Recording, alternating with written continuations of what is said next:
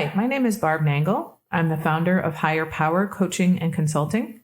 I want to welcome you to my podcast, Fragmented to Whole, Life Lessons from 12-Step Recovery.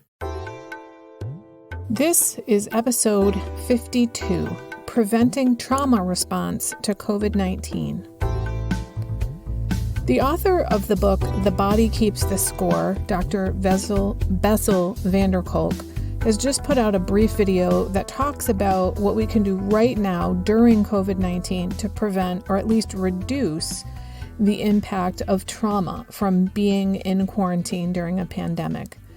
And I'm going to talk about the strategies that we can use to mitigate these. So he mentions that there are 6 preconditions for trauma, and there are things that we can do to mitigate those. Those 6 preconditions are 1, unpredictability, 2, immobility, 3, loss of connection, 4, numbing out or spacing out, what I call dissociation, 5, loss of sense of time sequence, and 6, loss of safety. So especially if all of these things are happening at the same time, the likelihood of you having a trauma response is very high. So I'm going to tackle these one at a time and tell you what I'm doing, which are mainly things that I've learned from my recovery, some of which was specifically about how to recover from trauma. So number 1, unpredictability. When you're in unpredictable conditions, the best thing you can do is create some form of predictability, which means creating some kind of schedule for yourself. One of the ways in which I'm doing that is I am sticking as closely as possible to my schedule as it was before the quarantine. For example, on Sundays, I do all of my food planning, preparation, and shopping, and I'm still doing that now. I'm only doing the shopping every other Sunday so as to keep out of the public as much as possible. But I still do all my food planning and prep on Sundays. I also work my part-time jobs during the same hours I did before the quarantine. I go to the same meetings I always did. They're just held on Zoom now. I stick to the same schedule with my sweetheart, with my sponsees, and my sponsor so that everything is as close as possible as it was before the quarantine.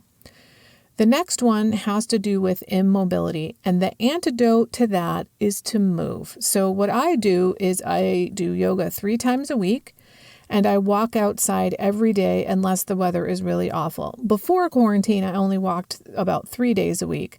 But I've upped it because I think it's especially important when you're stuck in the same place all the time to go outside. Not only am I moving my body, but I'm also out in the sunshine. And I get to see nature and see that things are changing daily because it's spring. The birds and the flowers and the trees don't know there's a quarantine, and that's somehow quite refreshing to me. The next one has to do with loss of connection. As humans, we are wired for connection. We simply cannot be fully human without connection to others. So we must connect with other people. This is how we thrive. Though we may not be able to physically connect with people right now, we can still stay connected to them and share our joys and concerns, our milestones, our difficulties, whatever we're going through. And we can also connect this to the predictability I mentioned above by scheduling some of our connections to others. It doesn't mean you have to schedule something every night, but having something to look forward to is really nice. You can set up conversations on the phone or Zoom meetings with friends or family as a way to stay connected. You want to make sure that you're reaching out and texting people just to let them know that they're on your mind. Don't wait for people to contact you. Reach out to them. Maybe even eat meals with others from time to time. Sing together, play games together, watch movies together, even if you're not physically in the same place. On to the next one, which has to do with numbing out or spacing out, what I would call dissociation. This is especially bad for people who are addictive, compulsive, and or obsessive. And that's one of the reasons we developed our addiction, compulsion, or obsession was to numb out. So being present is the antidote to dissociation. And the way that I counteract that, what I've learned, is to engage my senses. For the sense of sight, I might look out the window and try to find the farthest thing that I can and focus on it, that I can still make out what it is. For my sense of hearing, I listen really carefully and try to figure out what is the farthest noise away that I can hear. When it comes to the sense of smell, I burn Nag Champa incense in my home. It's an incredibly soothing smell to me. I also burn scented candles all the time in my home. You could pick up a cinnamon stick or some other spice and smell that. When it comes to the sense of taste, I usually sip something like flavored seltzer or tea. If you're a coffee drinker, you could have your favorite coffee. Or if you chew gum or eat candy, you can slip something like that in your mouth to bring you into the present moment. When it comes to the sense of touch, there's all kinds of things you could do. You could take a hot shower or bath, touch another person, touch your pet. But if you're isolated and alone, maybe find something that's hard and then something that's soft, or something that's warm and then something that's cold. I like to feel my feet solidly on the ground as a way to be present. When we talk about feeling grounded, we know that we're in the present moment. The next one has to do with a sense of the loss of time sequence. When we're traumatized, we might feel like time has stopped, or that we lose days, or don't feel like things are changing or moving forward. My sweetheart has a fantastic antidote to this one. He's a gardener, and he loves to go out every single morning and walk the garden and see what little bud has perked out of the soil, or has started to sprout out of the branch, or what thing has blossomed. So if you live in an area where you can do that kind of thing, go out and walk regularly and look at how things are changing. This is spring, so there's a lot of really exciting growth going on.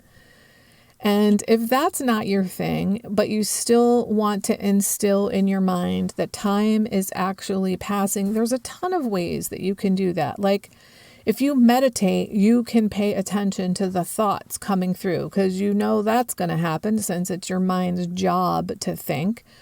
Or the other thing you probably notice when you try to meditate is different sensations come up in the body. What happens for me all the time is that I get an itch somewhere. These sensations show you that things are moving forward. You're not stuck in time. Going back to the idea of scheduling things and having some predictability, when you schedule something and then it happens and then you schedule another thing, it actually gives you the sense that time is moving forward. So that can help with the loss of sense of time as well. The next one has to do with the loss of a sense of safety. The way that you're going to handle having a sense of safety is really going to depend on whether you're alone or with others and what personally makes you feel safe. One of the ways I'm making myself feel safe is obeying the social distancing rules being put out by public health officials. I only go out for walks to the grocery store and to my sweetheart's place, and I wash my hands really regularly. When walking, I make sure to stay 6 feet away from anyone that might be walking by.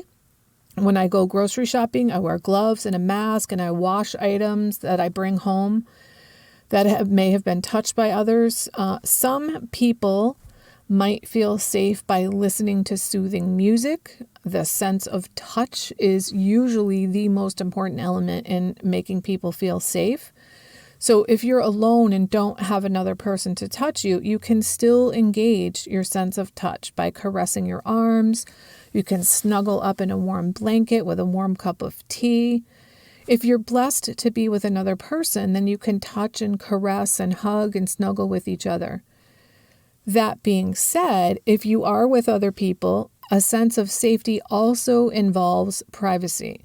Now, this is not something I personally have to deal with. I'm privileged enough to live alone in a townhouse, so I have lots of space to myself. But if you have a really small space and you don't have the privilege of having multiple rooms to which you can escape, then you're going to have to actually communicate with the other person or people that you're with and come up with, guess what? A schedule.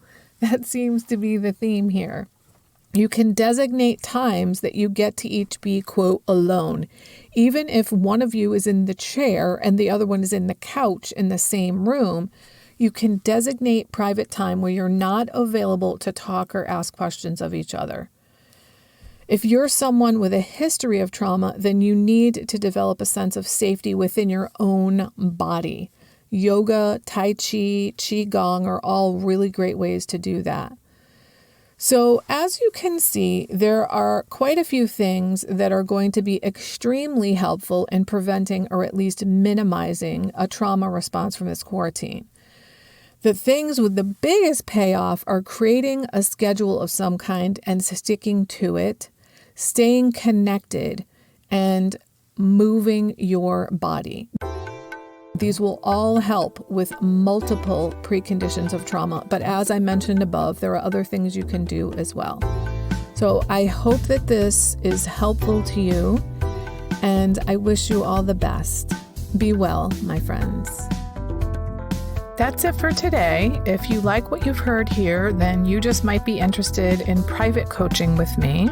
If that sounds like you, head on over to my website, which is higherpowercoachingandconsulting.com, and click on the contact menu. I'd be happy to schedule a consultation with you to help you make lasting changes in your life, like I've made deep, lasting changes in my life. My ideal client is someone who is ripe for change, but I'll coach anyone who wants to be happy, joyous, and free. So if that's you, shoot me an email. I'd love to hear from you. Thanks for listening. Be sure to like and subscribe so you can be sure to get future episodes of my podcast. Thanks again.